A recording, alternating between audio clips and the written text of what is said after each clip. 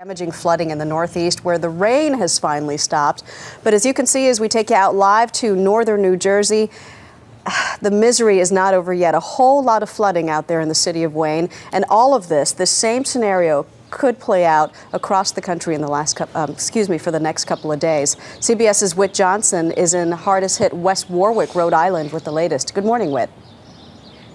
Maggie, good morning. 12 hours ago, the water in this neighborhood was up to my waist. The car behind me was almost completely submerged. But while things appear to be getting better here, after a month of record rainfall in Rhode Island, the water threatens to stick around for days. It wasn't just the storm of the century.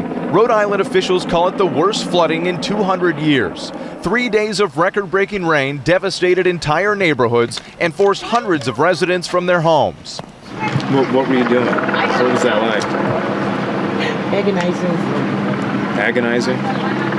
And not just for homeowners. Business owners like Mary Kay Jenkins lost $30,000 in wedding gowns at her bridal shop in Peabody, Massachusetts.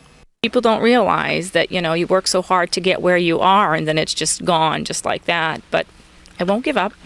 I won't.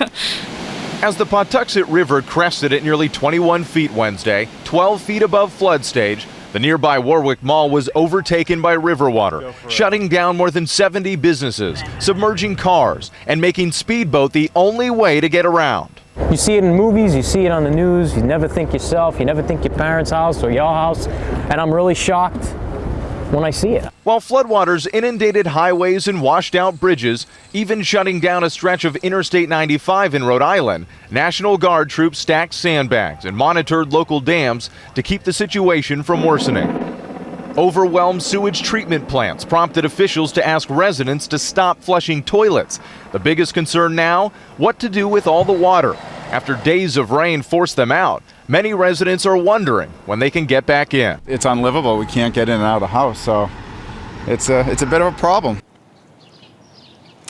President Obama has already issued an emergency declaration in Rhode Island ordering federal relief aid. Tomorrow, Homeland Security Secretary Janet Napolitano plans to visit the state to assess the damage. Maggie?